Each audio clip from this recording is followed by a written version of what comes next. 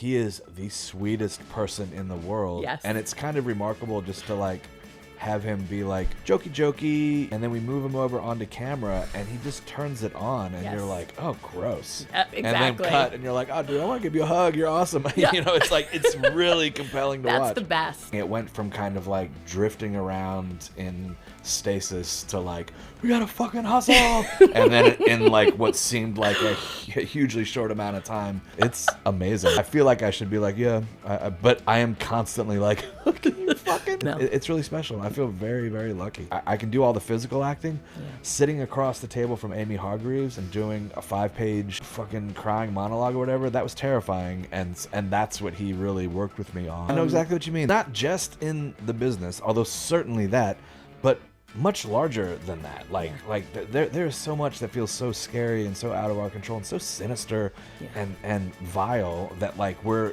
constantly like, how do we contend with these forces? And so just every now and again, if once every 6 months, there's that 30-minute slice of a bunch of people that you love singing a song with a camera pointed at you, I was like, oh fuck, man, I'll take it.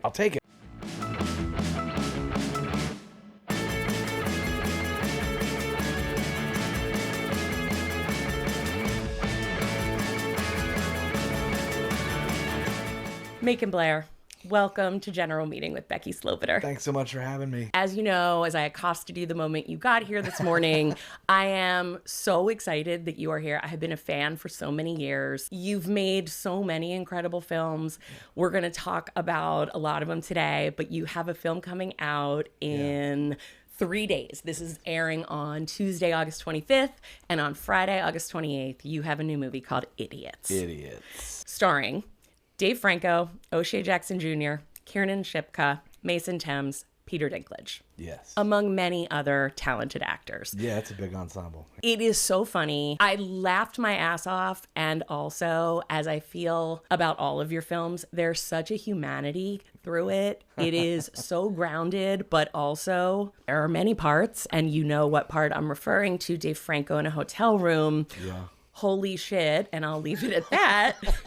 Couldn't have loved it more. That feels great to hear. Thank you. I'm glad you enjoyed it. That's all it is. Tell me how it all came together for you. I've written a bunch of stuff that just never gets made, and most of the time I can let that go. This was one that always it bugged me. Yeah. And like I really wanted to go back to it just because I just felt like I knew what it was, and I felt like this is one I could do well. Yeah. And so I really wanted to give it another shot. We needed to let some time pass because we had shown it to everyone. There was nowhere else to go to try and get it financed. But enough time had passed, and Alex and I started talking about, like, let's kind of take it out. Some things changed in the script. Nothing too substantial. Some ages got younger of characters, some things like that. Yeah. And we kind of tried again, and this time, you know, one of the things that was kind of heartbreaking at the time, but ultimately needed to happen and ended up being very positive, was we had to kind of start over from zero with the casting process, and a big part of that was getting Dave on board early on. He was aware of the script from way back, and was always interested in it. In fact, in the early version, we had talked to him about being in it, but he was too old for the kid part, too young for the two guys part. It's a movie about two guys who take a kid across the state to a treatment facility, and he was kind of in the middle age-wise. But we knew he liked it, and so when we decided to take it out again, he was kind of the first stop. Yeah. And with him, he kind of steered us towards O'Shea. He kind of steered us towards Mason.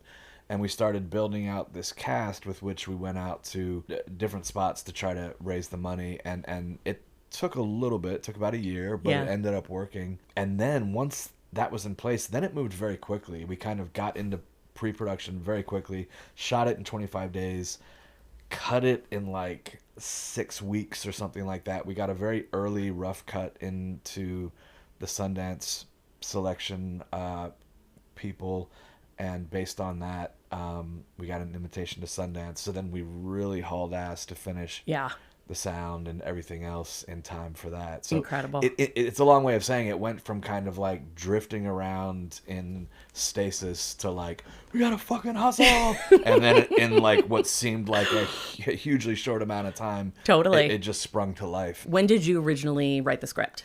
I wrote it before my first movie.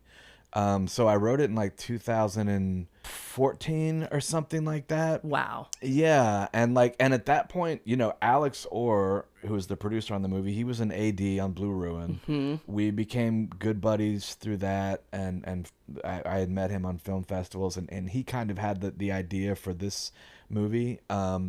He kind of pitched like this could be a road movie with this sort of premise, because he knew some people who knew some people that did this as a job, and he was Oh, wow.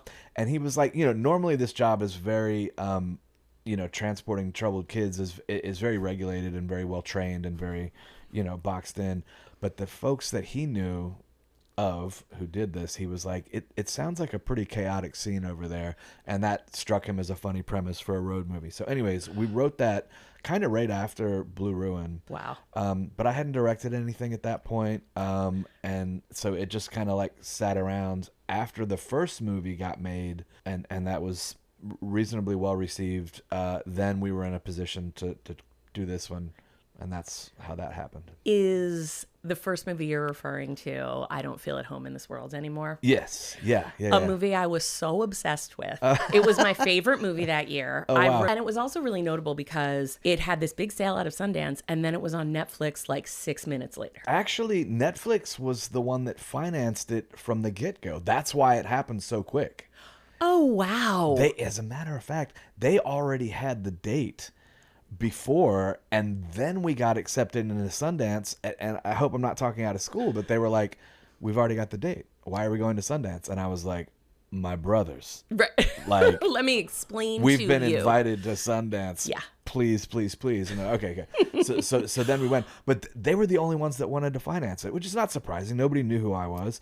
And it was like, we had taken it around for about a year and just couldn't really get any traction. And then right about when the producers and I were like, I don't know if we have any moves to make, Meta-Marie Kongsved, a producer who was working with us, got us a meeting at Netflix, and I was very kind of just sort of disconnected from things at the time, and so my thinking was like, but the discs, the red envelopes, right? The red envelopes, like, are we going to mail our movie out to people?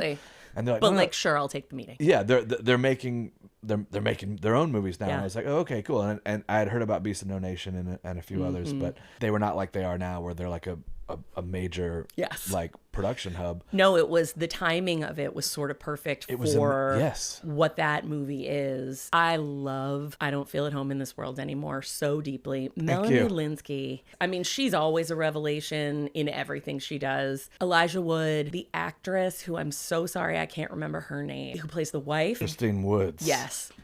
My husband and I talk about that performance. That is an astonishing hit it out of the fucking park performance. I agree. She's incredible. So great. She's incredible. So great. And we still have this like text thread with that cast. I was just texting with Christine yesterday. Were you really? Yeah, she's going to come to the show. Hi, Christine. Tonight, and you're doing the premiere of at Vidiots tonight. Idiots at Vidiots. Yeah, and they're all, the ones that are in town are coming. Longstreet, who played the evil husband. Yes. Incredible. Elijah. And I wrote that part for Melanie. I wrote the part for Elijah, and it was just sort of like not necessarily like expecting that I would be able to get them, but that's who was in my head when I was doing the typing. And so I sort of tugged on that string while we were trying to get the financing, and Netflix was the one that was like, hell yeah, get them. They're awesome. And we did. And then that was another one, honestly, that came together. We had a full year of like, no, thank you, no thank you. Yes, you can do it, but only if you get like, like the most famous people in the world, and they were like, no, we're busy, and so we were very like, we don't really have anywhere else to go. And then at that time, Netflix was like, yeah, cast who you want, make it the way you want. They left us alone, never came to set. I mean, very supportive, but just like, go make the thing that you want to make, which was such a, I don't know if I appreciated at the time how goddamn unusual that was. Yes, that movie is so special.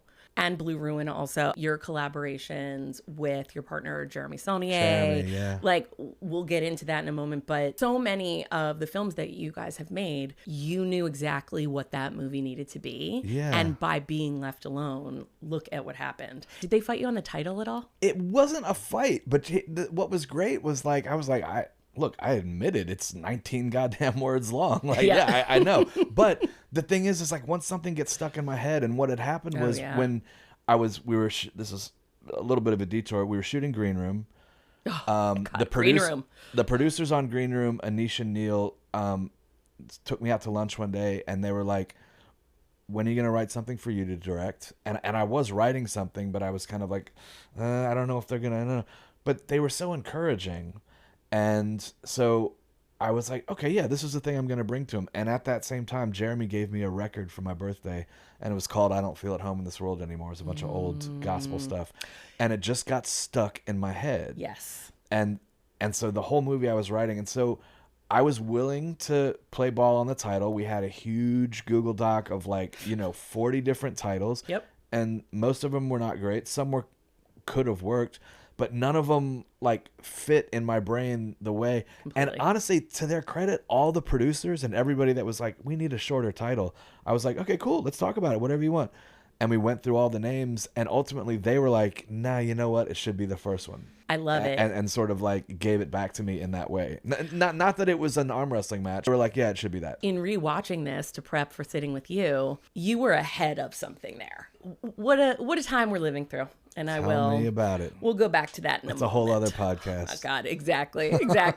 To go back to Idiots for just a moment. First of all, your opening scene features Killer Mike. I was like, I'm in. Done. Yeah. How does that happen? Is he a buddy? No, he's in Atlanta. Alex is sort of like the producer king of Atlanta. So he had done some stuff with Killer Mike that had resulted in Killer Mike being on the TV show The Lowdown. Yes. It's on FX. So there was a little bit of Sterling Harjo's brilliant show, which you are also on. I'm very proud to call Sterling Harjo my boss. Res Dogs is one of my very favorite shows.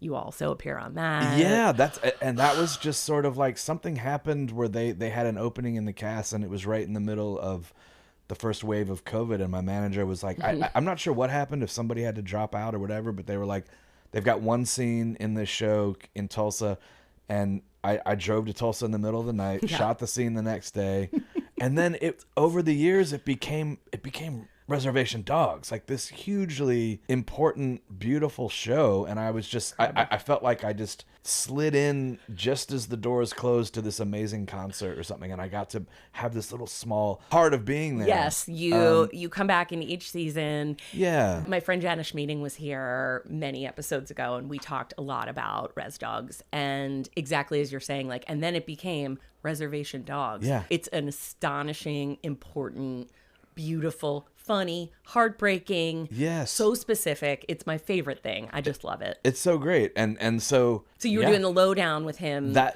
Sterling dovetailed as well. into the Lowdown. And then Alex or Killer Mike, Atlanta. Yeah. All the things. And the thing is, on Lowdown, he's similarly always kind of chewing out the Ethan Hawke character. And so I'd seen him sit across from a desk and be like, you fucking dummy. And I was like, that's kind of what we want. And it's a brilliant opening for your movie. It was really can we get him for what, half a day? Not one even? half of a day. Yeah. Not even. Can you come? We'll get you in and out in 3 hours. Yeah. And he's so busy. And so we were waiting up until and we had backup options, but we were waiting up until 2 days before, and then it got confirmed. You started off so well, and then this is such a random pull, but you then are going, I don't know if it's the very next scene, but I think it is, you're going to an office where Dave Franco's working, where I think your brother might have a little cameo in that scene, right? You are a detective. Right. Yes, that's right. And you are doing some establishing shots, and then at the very last minute, someone grabs a donut right out of the box. Yeah. That little moment, you care about every character. Mm-hmm. There is a montage at the end of Idiots, which I will give nothing away about. You touch upon everyone we have met, because it is a really incredible ensemble with some really hit it out of the park performances, similar to what Christine did in I Don't Feel at Home in This World Anymore, in a sort of Raising Arizona way. I don't know if that was an influence on you. I'm gonna imagine you like that movie. You sent me the list of what are some movies you liked? You better believe it. Raising Arizona is on there. Yes, we're gonna get back to this. Okay, good. All of your actors. I mean, Dave Franco, up to 11, is always so great. Yeah. Again, I can't give away this one scene in the motel room, but like, oh my God.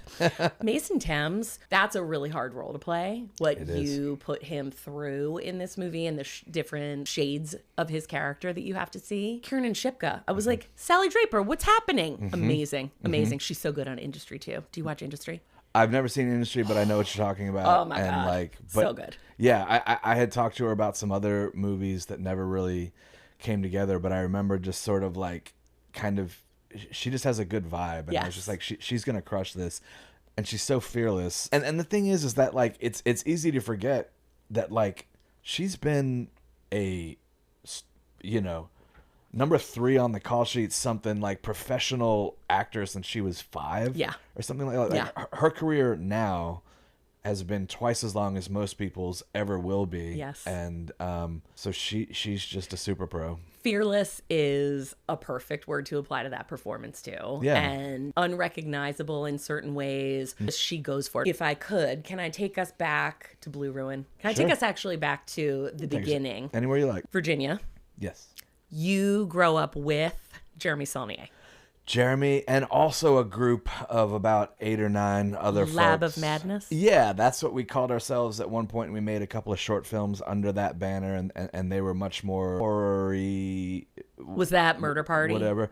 That was kind of the last one that we talked about for that one being, and then it kind of moved on to other stuff. Everybody in Murder Party, that was, with the exception of 2 other actors that we cast, that was all high school buds. Yeah, so you did that in high school.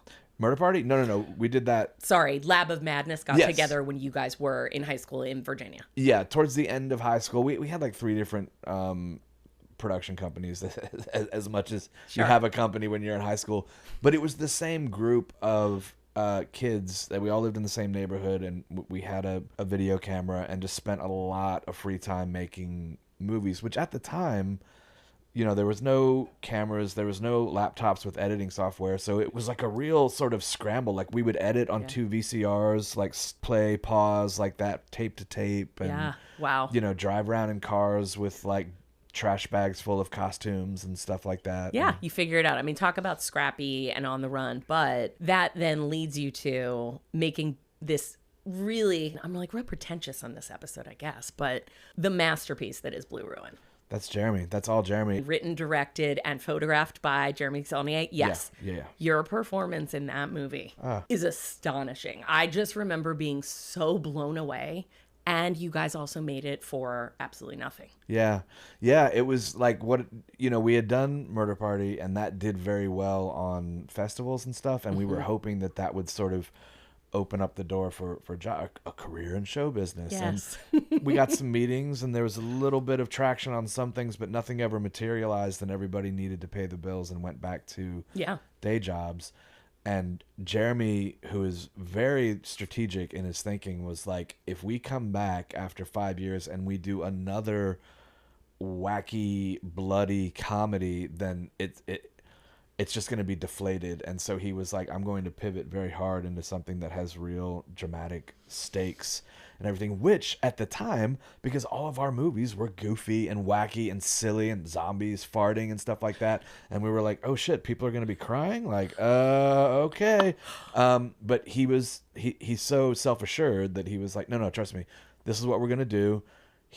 It is going to be a revenge movie. However, he will not be good at it. He's not going to be beating anybody up, anything like that. Yep. And you're going to in every scene, you are going to fail. It is incredible on all levels. To give you and Jeremy really the props that you both deserve. The performance from you on what is just on your face, because there is not a lot of dialogue, to say the least. I mean, at maybe 10, 12 minutes in, I was like, has he spoken yet? And Not like really. you said, like one, right? But it is, so much is conveyed. There's a beautiful scene in the diner with your sister when the man at the next table asks for some ketchup. It's a super heavy emotional scene between you guys. And he is asking before he even looks over and realizes, she's crying, and this is like the tension in the air is so thick you could cut it with a knife. And then she gives it to him, and then he says, sorry. it is so human. It is such, like, to me, that's a really important moment in that movie. It is, because Jeremy, this is another thing that I love. His thinking is that, like, the rest of the world doesn't know that they're in a genre movie about revenge. Yes. The rest of the world has hamburgers to eat. Yes. And so just because we're having a big moment, like, nobody else cares about that. And It grounds it so beautifully. it does. And also, it's a very well-timed laugh. Like Yes. people have been kind of like, if they're into it, then they've been sort of like feeling this, like, you know, they're talking about how their parents were murdered and you're a bad brother and fuck you and all that, and it's like, it's a bummer. Yes. And then all of a sudden this guy's just trying to finish his meal. You have any ketchup over there? He Yeah. doesn't have any ketchup on his table, Yeah. as happens a lot. Now, you're such a detective. Did you recognize that gentleman? I did not. He's Tell me. the desk clerk at the hotel in Idiots. That Oh, God damn it. Is kicks he them a out. good friend of yours and He's you put him a in buddy everything? from Atlanta. His name is Daniel Kelly, and Alex brought him up for that one line. And then I loved him so much from that line that when we went back to Atlanta, I was like, Daniel, finally we can do a movie together. Daniel Kelly. Yeah. Oh, that's so great. Yeah. When I saw Blue Ruin, I really couldn't get over it. Was so blown away.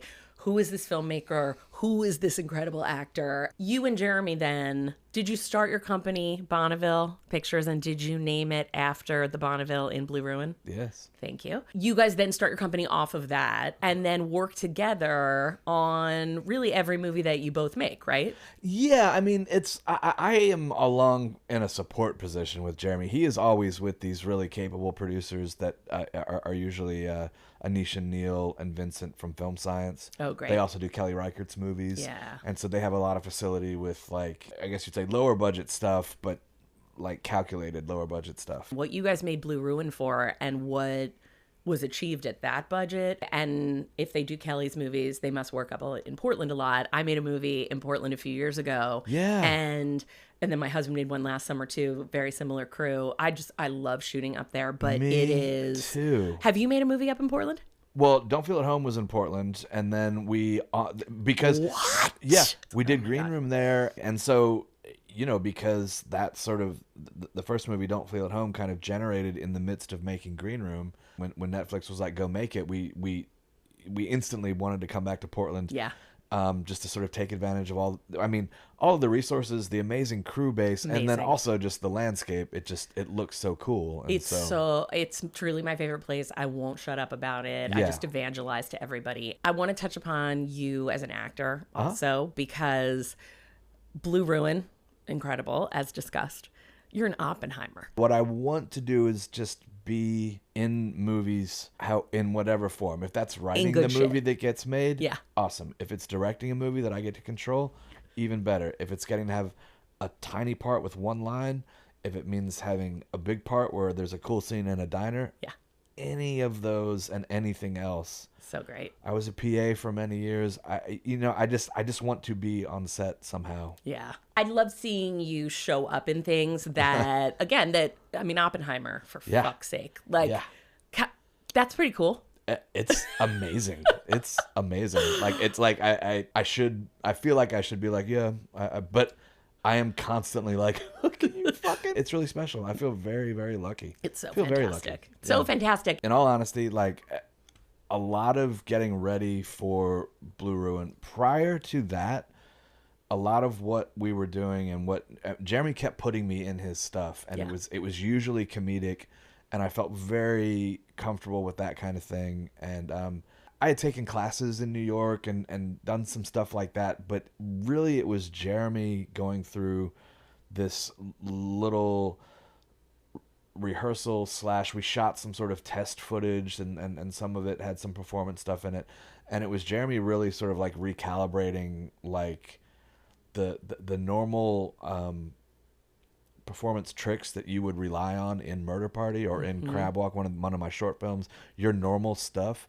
that shit is not going to fly here. Like, it needs to be this other thing, and he really helped me sort of calibrate what that would be. Yes. And so, you know, hanging around the boardwalk, digging in the dumpster, whatever, like, don't worry about that. That's fine. Like, I can do all the physical acting. Yeah. Sitting across the table from Amy Hargreaves and doing a 5-page fucking crying monologue or whatever, that was terrifying, and that's what he really worked with me on. And she came in early and really helped with that too. But like, she's astonishing in that movie she's too. so fantastic. Everyone in that movie is so good. Fantastic. But that relationship between your character Dwight and your sister, she's not in it for an extended period of time, but so much of the then propulsion of the narrative is about protecting her and what your character's motivation is to be on the rest of this revenge journey. And it is, you have to nail that relationship. It's just so beautifully done. You love these characters. I love hearing that. I want to make sure that a big heap of credit is steered towards Jeremy and Amy. And that's the best kind of collaborations. And Jeremy's gone on to have such an incredible career and continues to, and is such a fantastic filmmaker. Not to brag, Please but do. I'm going to see a cut of his new movie tomorrow night, which I think is the first time it's been shown for. It's not done. It's like a work in progress, but. You doing a friends and family screening basically, or is it just you and a few people? I think it's. I don't know entirely. I think it's pretty small.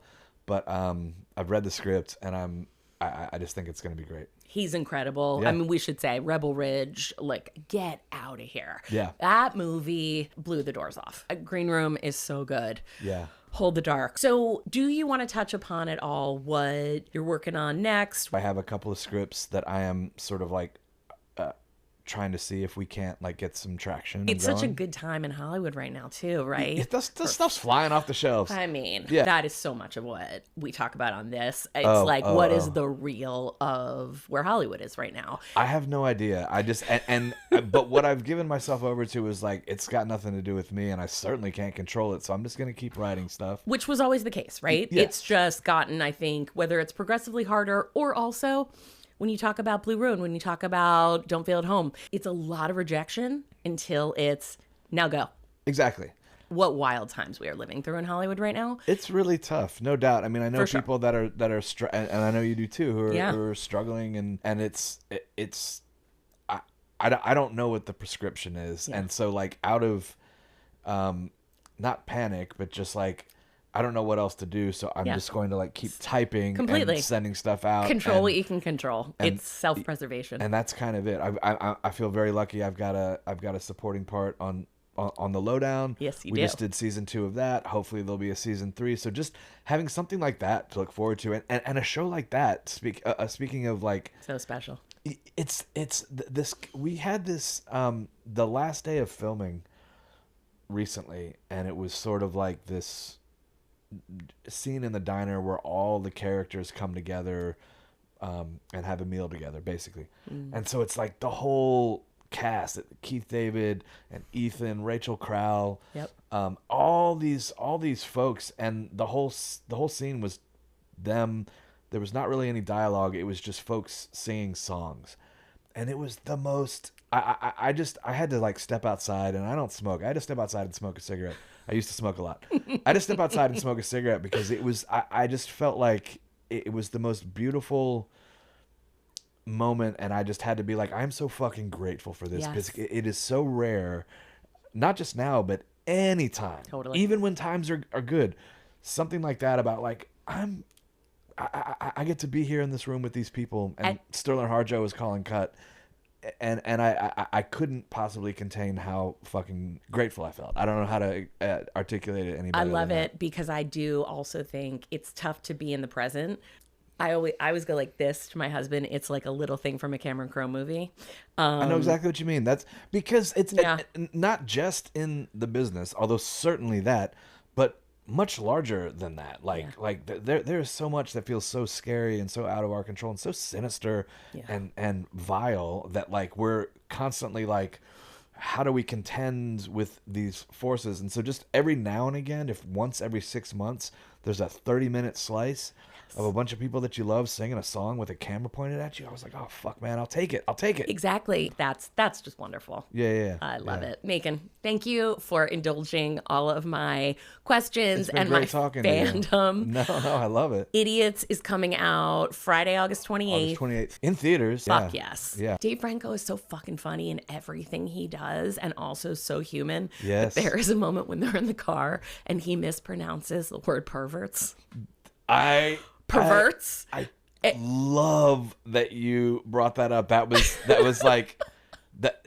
Dave brought so much to this, and it was sort of like in every scene he was kind of like, what's a thing I could like? What's one more little thing? And that was one. It made me laugh so much that when we did a pass on the script, I wrote it into the script to make sure we wouldn't forget that. He had mentioned it like a couple of weeks before, and I was like, all right, and made sure it was on the sides. His delivery of it, and then realizing, and then you get the quick cut of Mason. I mean, it's just brilliant. I love a road trip movie. Midnight Run is one of my absolute favorites. We talked about that a lot. The just chaos of what a road trip is inherently. It's also, for me, that movie, for all the like, there's a helicopter chase scene. There's like the mafia. It's like, it's a legit action movie. Marvin, but yes. the sort of the payoff of it is just the two of them bickering. Yes. Like, that's the whole movie. And so to me, this is like, whatever crazy stuff happens or whatever, like the movie is Dave and O'Shea telling each other to shut up. Yes.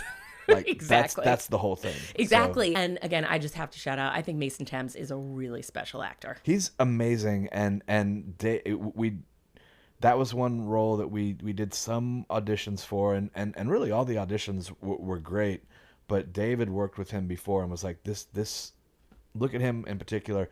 And his audition was so like, I didn't know him in the real world. I only knew this tape, and it was like he slithered through the screen. It was so creepy and kind of off-putting. Yeah. And it was like, oh my God. And then, of course, he is the sweetest person in the world. Yes. And it's kind of remarkable just to like have him be like jokey, like and you forget that he's a young guy. He's a teenager, and so he's being a sweet teenager, and then we move him over onto camera, and he just turns it on, and you're like, oh, gross, you suck. Get the fuck I hate away. you. Yes, exactly. And then cut, and you're like, oh, dude, I want to give you a hug. You're awesome. Yeah. It's like, it's really compelling to watch. That's the best. I love that so much. Yeah, it's a movie with the ensemble of the cast, the main three guys in the car, Dave, O'Shea, and Mason, of course, but also this whole constellation of faces around them.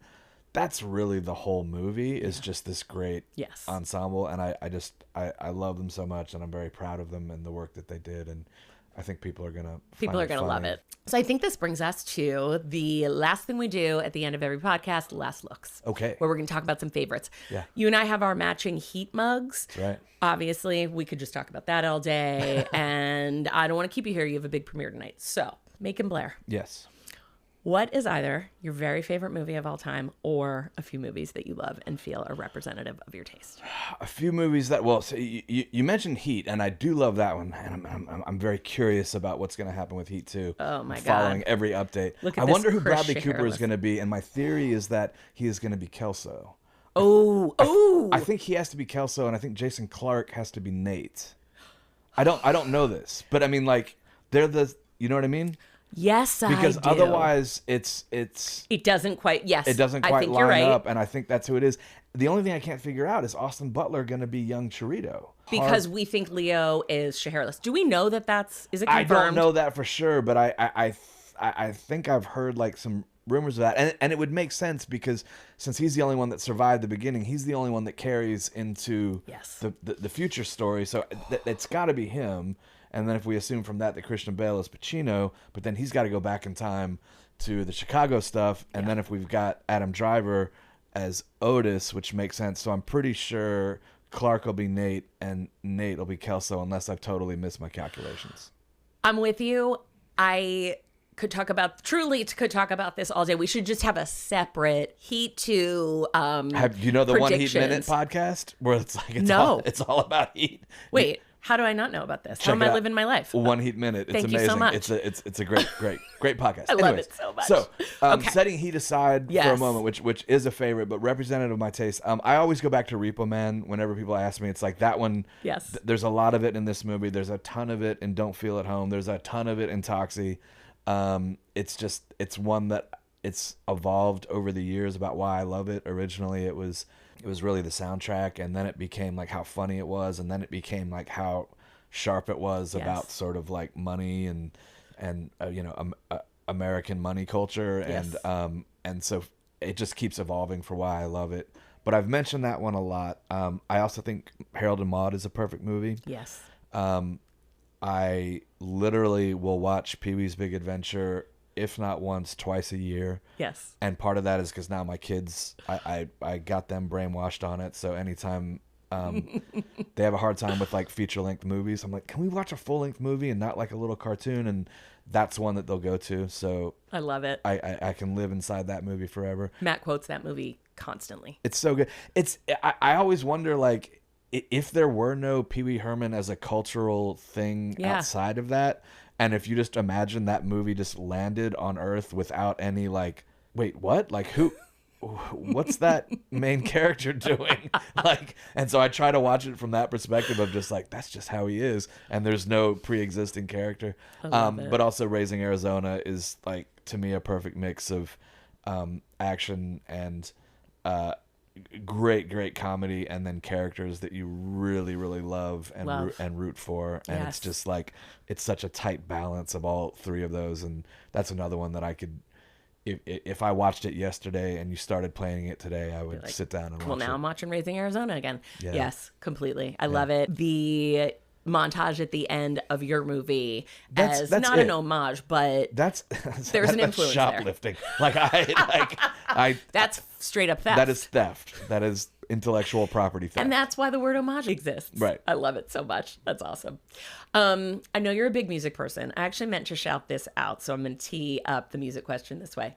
In I Don't Feel at Home in This World Anymore, there's an incredible montage, and Echo and the Bunnymen is you have an incredible music cue, one of my very favorite songs. I was like, oh, I won't do it justice to explain how you weave it through, so I will just say, I know you are a big music person. I am. It's a special thing to me, like a lot of people, but it's like I cling to it. Yeah.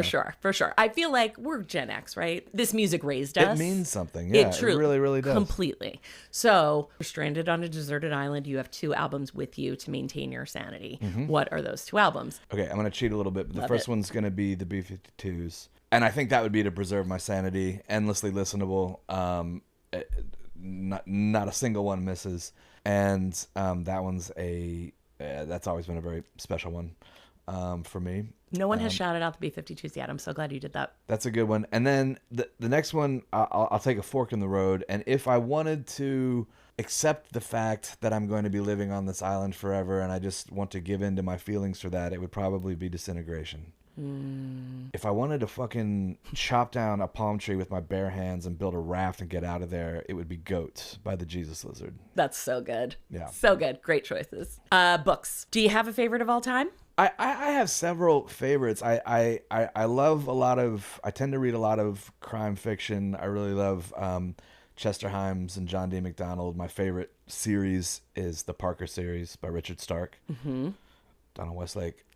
But if I had to pick one that really was sort of like got fused into my soul early on, and it's actually a prop in Blue Ruin. It's the book that Dwight is reading in his car at with night. the Funland tickets. With the Funland tickets. It's this book, and it's called Boy Wonder by James Robert Baker. Do you know this? I don't.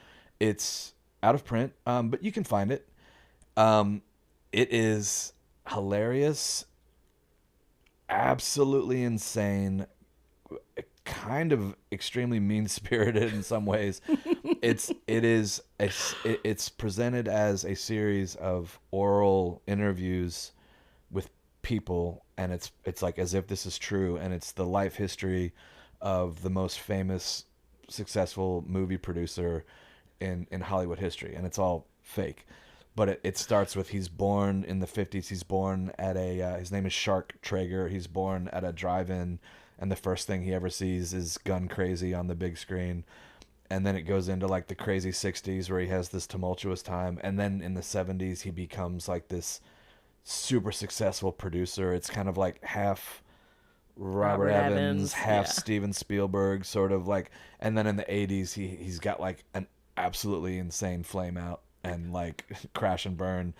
And he's kind of he's a monster. He's an absolute monster, but you kind of love him, and he just does so much damage, and you're kind of like, this is terrible, but it's also hilarious. Anyways, I've read that so many times, and every couple of years I go back and reread it, and it's this great, like, pretend history of Hollywood. Will you say the title again? Boy Wonder. Okay. By James Robert Baker. Okay. He's passed away. He had a few other books called Fuel Injected Dreams, and do you ever think about adapting this? Would you like to?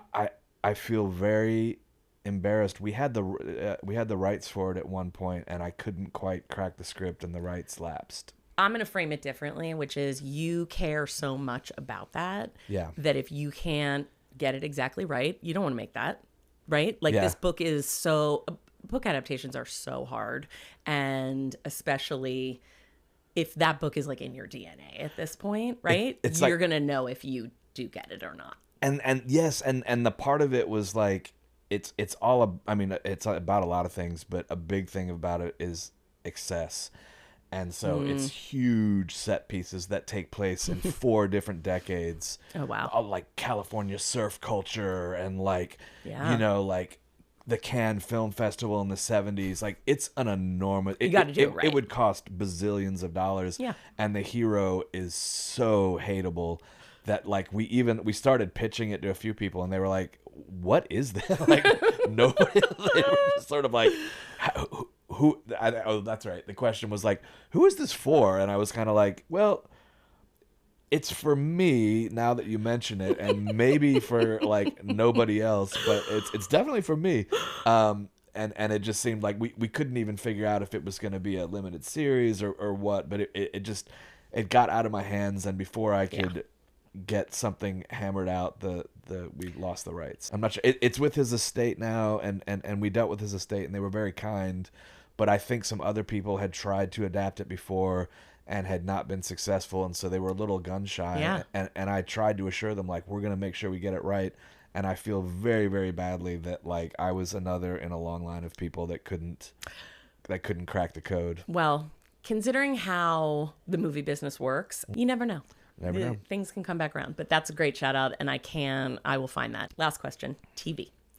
Do you have either a favorite of all time? That's why the My So-Called Life lunchbox is up there. Yes. Or something you've watched recently that you want to shout out? The favorite of all time, without a doubt, is Twin Peaks. I'm going to lose my mind. One moment. Sure. Have you noticed? I did notice. You got Leland after, you got Bob. Would you like me to write you a note on Great Northern Hotel? There's my Twin Peaks book. I am so obsessed. I mean, that is number 2 for me. Say more, please. I mean... So, 9th grade? I think 8th for me. Okay, so yes. Right around there. But it arrived at the perfect time. Yes, where, like, I was already obsessed with movies and TV and that kind of thing. And all of it was... With the exception maybe of Miami Vice, which would be a close second because it was just such a like, what are they doing? This is crazy. Like the bad guy won and then it went to the credits. Like, really love that show. Yeah. And in fact, like my wife and I made we were so obsessed with it. We made Miami Vice bingo cards where you would watch an episode and you'd be like, oh, Tubbs is doing an accent. I love it. There we go. Oh, Trudy's a hooker. Okay. And then whoever got it's like a drinking game or bingo, but exactly. for that, Whoever, I love it so much. One. You call someone pal and then you get, If for people our age, Miami Vice was life. I love that your wife is so into it too. Yeah, our son is named Sonny. Stop it. For that reason. Crockett and Tubbs. I love that. Sonny Blair. That's just a cool name too. He was the kid smoking the cigarette in Idiots, by the way. Oh my God. Yeah. I love knowing this. My husband's family named their dog Smuggy after Smuggler's Blues, the Glenn Frey song in Miami and the episode. Vice. Yes, exactly. So, yes, Miami Vice was life. Miami Vice was huge, but Twin Peaks landed, and that just sort of like, it put a spell over me at that time. Yes. that has never been broken. It's only increased over time. It was the first thing that I remember seeing where I was kind of like, I'm following the detective story, but there's something mysterious going on behind it that I don't understand and don't want to understand. And the fact that they're not explaining it to me, and it's all being done with music and like what I just hadn't seen anything like it. And I instantly, like, my DNA was altered. Yes. Of like, this is what I like now. And it stayed that way. My friends and I had parties. We got black tape and made zigzags on the floor and put up red curtains, came in costumes as different, whatever the characters were. I was fucking nuts. I put a audio recorder next to the TV. I had recorded it, the pilot on VHS, because I would watch each episode that way. But I put a audio recorder next to the TV and recorded the episode on audio tape. Sure. So I would walk around with headphones, and there would be long stretches of like wind and trees, and I was just like, yes, that's what I'm listening to. And give me that Angelo Badalamenti score. I mean, inject that into my veins. Julie Cruz. That's the thing, man. The music. And I'll tell you, every, say, maybe 6 or 7 years, I will go back and redo the whole thing. Yes. And when my mom died, I didn't know what to do. I was like, I don't know what to do with myself. I had like literally like, I don't know what room to stand in. I don't know where to be. And I was like, I should watch Twin Peaks. And the Badalamenti first notes, little shot of the bird, shot of the saw, shot of the road. And I could just feel my fucking cortisol levels come down. And, and in like 3 days, I watched the whole fucking thing, and I felt better. Yes. I love that. And I couldn't relate to a sentiment more in terms of when something so tragic happens and you like don't know, you have no center. Yeah. And then you can ground yourself with that. Yeah. I was so happy when The Return came. Mm-hmm. And that summer. And I remember standing in our kitchen, I think it was like right around Labor Day weekend, when it was going away again. And I just started to cry. Yeah. It was like if an old friend had come back, and I was so happy. That show means so much to me. I could not agree more. And I find that because again, I will rewatch it, especially some of my favorite episodes. Yes. I will rewatch with some frequency. I pick up on little things, like the brilliance of it has only gotten, it's like aged like a fucking fine wine. Absolutely. And for The Return, obviously I was like, oh dude, they're doing a new season. And in my mind, I'm like, it's going to pick up with like Brownwood and like it's going to be like that again. And then when it wasn't, it was like Las Vegas. What the fuck is going on? What is happening, Dougie? What is Dougie doing here? And I spent a lot of that season kind of like, I mean, I love it, but like, what are we doing? Totally. And then, but with subsequent rewatches, as I've done with each one, I'm kind of like, I'm back in. Yes, I'm like you turn yourself over to it. I mean, episode 8, The Origin of Bob. Don't even get me started. Yes. The very, very end at the house. Yeah. When I travel, the backpack I have, I ordered a Bookhouse Boys patch, and I have it sewn onto my backpack because nobody would know that except. But if you do know, that's what I'm saying. Then they do one of. I mean, Macon Blair. Like if I wasn't a fan already, this just oh my god! But it's really true. Get out of here! Oh my god! It is happening again. Oh, I know you need to go, but I want to keep you here talking about this. Sure. Incredible. Well, that's a perfect choice. And this was a really perfect way to end this episode. I had a great time talking with you. Thank you so much for taking the time. It's my pleasure. I never know how to end this. I'm going to get up and give you a hug. Yeah. Great. I do this now even with people I don't know. General Meeting with Becky Sloviter is hosted and executive produced by me, Becky Sloviter. Our editor is Jay Rothman. Our audio engineer and director of photography is Hector Fernandez. Our tech producer is Griffin Davis. And our theme music is by Jay Rothman. Special thanks to Alni Atwell, Tanya Dahl, Carrie Potter, Andrew Sampson, Adam Shapiro, Tim Shea, and Cody Blue Snyder. All of our episodes are on video as well on our YouTube channel at General Meeting Pod. Please consider subscribing there or follow the show on whatever platform you get your podcasts. You can also find us on Instagram and TikTok at @generalmeetingpod, and more information is on our website. You guessed it, generalmeetingpod.com. Thank you, and most importantly, go Birds!